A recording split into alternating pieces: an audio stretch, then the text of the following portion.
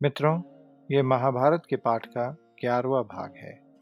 आज हम आदि पर्व के अंतर्गत आस्तिक पर्व में 35वें अध्याय से पाठ आरंभ करेंगे। उग्रश्रवा जी से कथाएं सुन रहे शौनक जी ने कहा, हे सूत नंदन, सर्पों को उनकी माता से और विंता देवी को उनके पुत्र से जो शाप प्राप्त हुआ था, उसका कारण आपने बता दिया। दोनों बहनों कद्रू और विंता को उनके पिता कश्यप जी से जो वर मिले थे, वह कथा भी कह सुनाई। विनिता के जो दोनों पुत्र पक्षी रूप में प्रकट हुए थे, उनके नाम भी आपने बताए हैं, किंतु सूत पुत्र, आप सर्पों के नाम नहीं बता रहे हैं।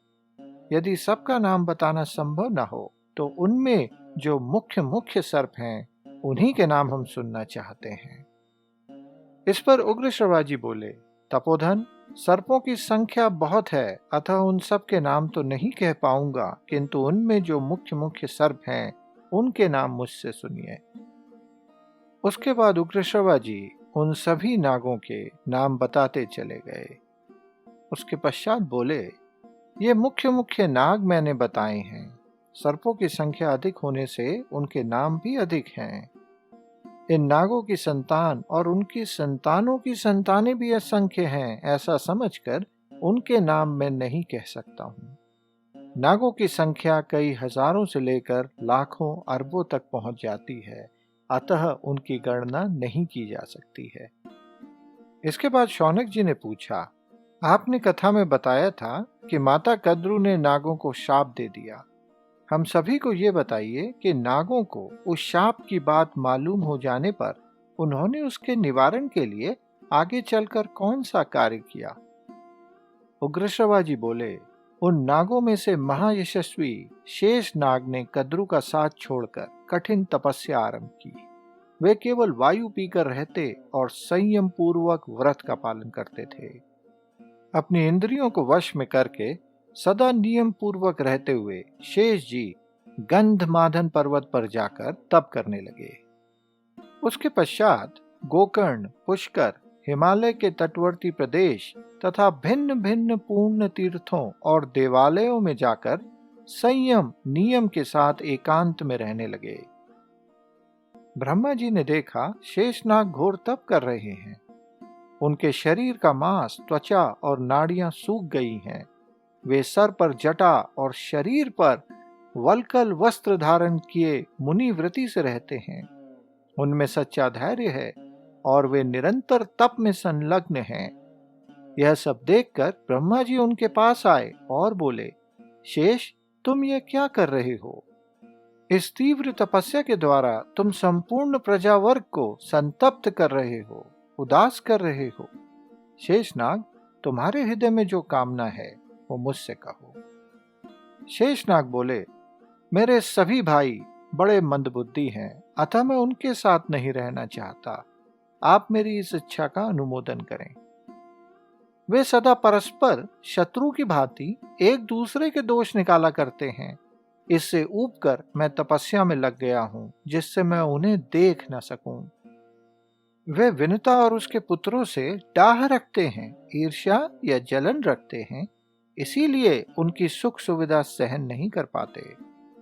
आकाश में विचरने वाले गरुड़ भी हमारे दूसरे भाई ही हैं, किंतु वे नाग उनसे भी सदा द्वेष रखते हैं। इन सभी कारणों से मैंने यही निश्चय किया है कि तपस्या करके मैं इस शरीर को त्याग दूंगा, जिससे मरने के बाद भी किसी तरह उन दुष्टों के साथ मेरा समागम न हो। ऐसी बातें करने वाले शेषनाग से पितामह ब्रह्मा जी ने कहा, शेष, मैं तुम्हारे सब भाइयों की कुचेष्टा जानता हूं। माता की बात न मानने के कारण उन्हें माता से शाप मिला है। इस कारणवश एक महान भय उपस्थित हो गया है, किंतु इस विषय में जो परिहार अपेक्षित है या जो उपाय अपेक्षित है, उसकी व्यवस्था मैंने पहले से ही कर ली है। अतः अपने भाइयों के लिए तुम्हें शोक नहीं करना चाहिए। शेष, तुम्हारे ऊपर मेरा बड़ा प्रेम है। तुम्हें जो पसंद हो वो वर मुझसे मांग लो। शेषनाग ने कहा, पितामह, मेरे लिए यही अभीष्ट वर है कि मेरी बुद्धि सदा धर्म और तपस्या में लगी रहे। ब्रह्मा जी बोले, शेष, तुम्हारे इस इंद्रिय संयम और मनोनिग्रह से मैं बहुत प्रसन्न हूँ। मित्रों, मनोनिग्रह का अर्थ होता है अपने मन को विषय वासनाओं में रमने से रोकना, अपनी इंद्रियों पर काबू रखना। शेष, प्रजाहित के लिए अब मैं एक कार्य बता रहा हूं जिसे तुम्हें करना चाहिए। पर्वत, वन, सागर, ग्राम और नगरों सहित ये समूची पृथ्वी प्राय हिलती डुलती रहती है। तुम इसे भली भांति धारण करके इस प्रकार स्थित करो जिससे ये पूर्णतः अचल हो जाए, अर्थात इसका हिलना डुलना रुक जाए। यह सुनकर शेषनाग ने कहा, मैं इस पृथ्वी को वैसे ही धारण करूंगा जैसा आप चाहते हैं। आप इसे मेरे सर पर रख दें। तब ब्रह्मा जी बोले, नागराज शेष, तुम पृथ्वी के नीचे चले जाओ। यह स्वयं तुम्हें वहां जाने के लिए मार्ग दे देगी।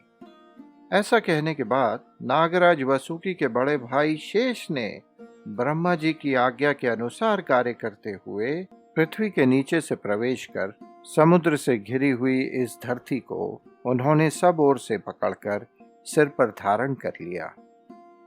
इसके बाद ब्रह्मा जी ने शेषनाग के लिए गरुड़ को सहायक बना दिया। अनंतनाग के चले जाने पर नागों ने महाबली वासुकी का नागराज के पद पर उसी प्रकार अभिषेक किया जैसे देवताओं ने इंद्र का देवराज के पद पर अभिषेक किया था। माता कद्रू से नागों के लिए वह शाप प्राप्त हुआ। यह सुनकर नागराज वासुकी को बड़ी चिंता हुई। वे उस शाप को दूर करने का उपाय सोचने लगे। इसके बाद उन्होंने ऐरावत आदि बंधुओं के साथ उस शाप के निवारण के लिए मंत्रणा की। वासुकी ने वहां उपस्थित सभी नागों से कहा, माता ने हमें जिस प्रकार यह शाप दिया है वह आप सभी लोगों को ज्ञात है। उस शाप से छूटने का उपाय हमें ढूंढना होगा। इस विषय में हम सब आपस में सलाह करेंगे। सब प्रकार के शापों से छुटकारा पाना संभव है, परंतु जो माता के शाप से ग्रस्त है उससे छूटने का कोई उपाय नहीं है। और सबसे बड़ी बात तो यह है कि ब्रह्मा जी के आगे हमें माता ने शाप दिया है। यह सुनकर हमारे हृदय कांपने लगते हैं। निश्चित तौर पे हमारे सर्वविनाश का समय आ गया है, इसीलिए भगवान ब्रह्मा ने भी शाप देते समय माता को नहीं रोका। अब हमें व्यर्थ समय नहीं गंवाना चाहिए। यदि हम सब मिलजुल कर सलाह करें तो इस संकट से छूटने का कोई उपाय जरूर ढूंढ लेंगे, जिस तरह देवताओं ने पूर्व काल में गुफा में छुपे हुए अग्नि को खोज निकाला था। सर्पों के विनाश के लिए आरंभ होने वाला जन्मेजय का यज्ञ किस प्रकार टाला जाए, वह उपाय हमें सोचना चाहिए। वासुकी के ऐसा कहने के बाद वहां एकत्र हुए सभी कद्रू पुत्रों ने विचार विमर्श किया और वे एक निश्चय पर पहुंच गए। उस विचार विमर्श के दौरान वहां कुछ नागों ने कहा, हम श्रेष्ठ ब्राह्मण बनकर जन्मेजय से भिक्षा मांगें कि तुम्हारा यज्ञ न हो। अपने आप को कुछ अधिक ही पंडित समझने वाले दूसरे नागों ने कहा, हम सब लोग राजा जन्मेजय के विश्वास पात्र मंत्री बन जाएंगे। फिर वे सभी कार्यों में हमसे सलाह पूछेंगे और उस समय हम उन्हें ऐसी बुद्धि देंगे जिससे ये यज्ञ होगा ही नहीं। कुछ सर्पों ने कहा, जो उस यज्ञ के आचार्य होंगे, जिन्हें सर्प यज्ञ की विधि का ज्ञान हो और जो राजा के कार्यों में लगे रहते हों, उन्हें कोई सांप जाके डस ले, फिर वे मर जाएंगे। यज्ञ कराने वाले आचार्य के मर जाने पर वह यज्ञ अपने आप ही बंद हो जाएगा। आचार्य के सिवा दूसरे जो जो ब्राह्मण सर्प यज्ञ की विधि को जानते होंगे और जो जन्मेजय के यज्ञ में यज्ञ का दायित्व संभालेंगे, उन सबको हम डस लेंगे। इस प्रकार सारा काम बन जाएगा। डस लेने वाली बातों को सुनकर दूसरे धर्मात्मा और दयालु नागों ने कहा, ऐसा सोचना तुम्हारी मूर्खता है। ब्रह्म हत्या कभी शुभकारी नहीं हो सकती। आपत्ति काल में शांति के लिए वही उपाय उत्तम माना गया है जो भली माती श्रेष्ठ धर्म के अनुकूल किया गया हो। संकट से बचने के लिए अधर्म करने की आदत तो संपूर्ण जगत का नाश कर देती है। इस विचार को सुनकर दूसरे नाग बोल उठे, जिस समय सर्प यज्ञ के लिए अग्नि प्रज्वलित होगी उस समय हम बिजलियों सहित मेघ बनकर पानी की वर्षा कर देंगे। इसी प्रकार कई और ऐसे उपाय नागों ने एक दूसरे को दिए। उसके बाद नागों ने नागराज से कहा, हम सब लोगों की बुद्धि तो इसी निश्चय पर पहुंची है, अब आप जैसा ठीक समझते हो वैसा ही करें। तब वासुकी ने सोच समझकर उन सर्पों से कहा, आप सभी ने जो उपाय सुझाए हैं वे व्यवहार में लाने योग्य नहीं हैं, किंतु मेरा विचार भी आप सभी सर्पों को जच जाए ऐसा आवश्यक नहीं है। इस कठिन परिस्थिति में हमें क्या करना चाहिए जो हम सभी के लिए हितकर हो? मेरी समझ से महात्मा कश्यप जी को प्रसन्न करने में ही कल्याण है। हम सभी के हितों को ध्यान में रखते हुए आप सब में से किसी के भी कथन के अनुसार कार्य करना मुझे ठीक नहीं लग रहा है।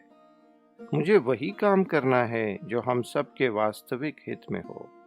मैं अधिक चिंतित हूँ क्योंकि आप सभी में बड़ा होने के कारण गुण और दोष का सारा उत्तरदायित्व तो मुझ ही पर है।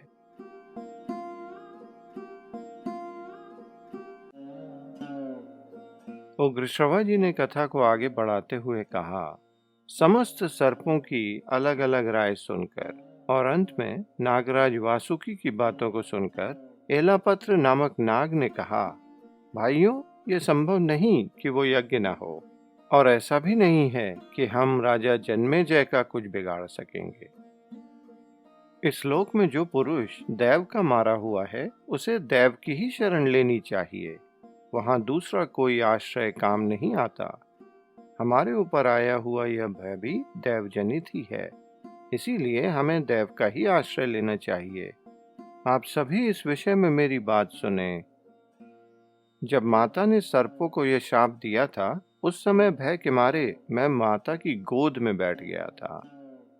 तभी दुख से आतुर होकर सभी देवता ब्रह्मा जी के समीप आए और उनकी यह वाणी मेरे कानों में पड़ी, स्त्रियां बड़ी कठोर होती हैं, स्त्रियां बड़ी कठोर होती हैं।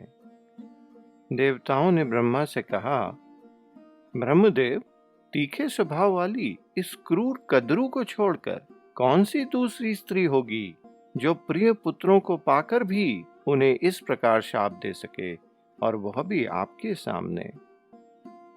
लेकिन ब्रह्मदेव, क्या कारण है कि आपने भी तथास्तु कहकर कद्रू की बात को स्वीकार किया और उसे शाप देने से रोका तक नहीं? इसके बाद एलापत्र ने उन सब को वो बताया जो ब्रह्मा जी ने देवताओं से कहा। ब्रह्मा जी बोले, इन दिनों भयानक रूप और प्रचंड विष वाले क्रूर सर्प बहुत हो गए हैं। मैंने लोगों के हित की इच्छा से ही उस समय कद्रू को मना नहीं किया।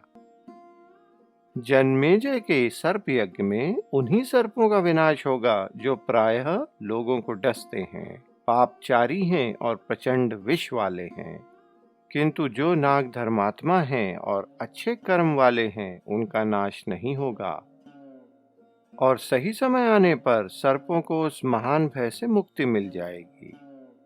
यायावर कुल में जरत्कारु नाम से विख्यात एक बुद्धिमान महर्षि होंगे। वे तपस्या में तत्पर रहकर अपने मन और इंद्रियों को संयम में रखेंगे। उन्हीं के आस्तिक नाम का एक महातपस्वी पुत्र होगा जो उस यज्ञ को बंद करा देगा।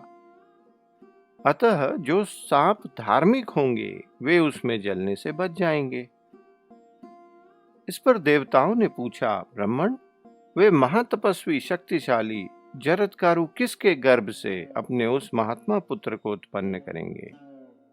इस पर ब्रह्मा बोले, वे शक्तिशाली जिस जरत्कारु नाम से स्वयं प्रसिद्ध होंगे उसी नाम वाली कन्या को पत्नी रूप में प्राप्त करके उसके गर्भ से एक शक्तिशाली पुत्र को उत्पन्न करेंगे। सर्पराज वासुकी की बहन का नाम जरत्कारु है, उसी के गर्भ से वो पुत्र उत्पन्न होगा जो नागों को शाप से छुड़ाएगा। ये सभी बातें सुनाने के बाद एलापत्र ने नागराज वासुकी से कहा, मैं तो ऐसा समझता हूँ कि आप नागों के डर को दूर करने के लिए कन्या की भिक्षा मांगने वाले महर्षि जरत्कारु को अपनी जरत्कारु नाम वाली ये बहन भिक्षा रूप में अर्पित कर दें, उसी से शाप छूटेगा। एलापत्र की बात सुनकर नागों का दिल प्रसन्न हो गया। वे सब एक ही स्वर में बोल उठे, यही ठीक जान पड़ता है। वासुकी को भी इस बात की बड़ी प्रसन्नता हुई।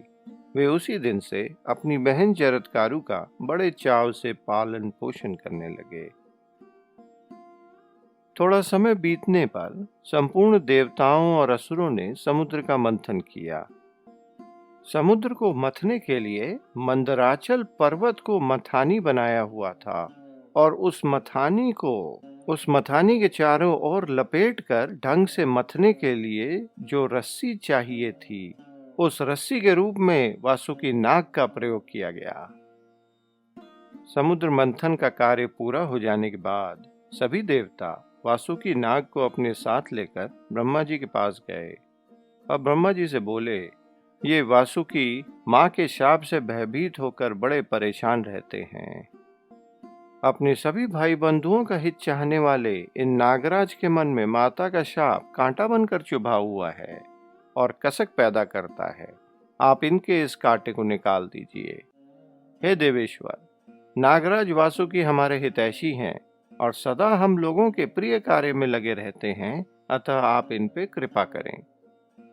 इस पर ब्रह्मा जी ने कहा, देवताओं, एलापत्र नाग ने वासुकी के समक्ष पहले जो बात कही थी, वह बातें मेरी ही इच्छा के अनुसार एलापत्र को ज्ञात हुई थी। ये नागराज समय आने पर स्वयं वैसा ही कार्य करें। जन्मेजय के यज्ञ में पापी सर्प ही नष्ट होंगे। जरत्कारु ब्राह्मण पैदा हो चुके हैं और उग्र तपस्या में लगे हुए हैं। सही अवसर देखकर वासुकी अपनी बहन जरत्कारु को उन महर्षि की सेवा में समर्पित कर दें। ब्रह्मा जी की सभी बातें सुनकर वासुकी ने सभी सर्पों तक ये संदेश पहुंचा दिया कि मुझे अपनी बहन का विवाह जरत्कारु मुनि के साथ करना है।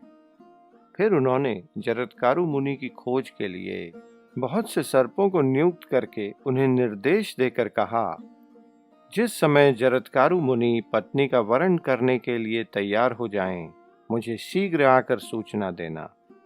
उसी से हम सभी का कल्याण होगा। मित्रों, इस प्रकार श्री महाभारत आदि पर्व के अंतर्गत आस्तिक पर्व में जरत्कारु मुनि से संबंधित 39वां अध्याय पूरा होता है। इसके आगे की कथा हम महाभारत के अगले भाग में कहेंगे।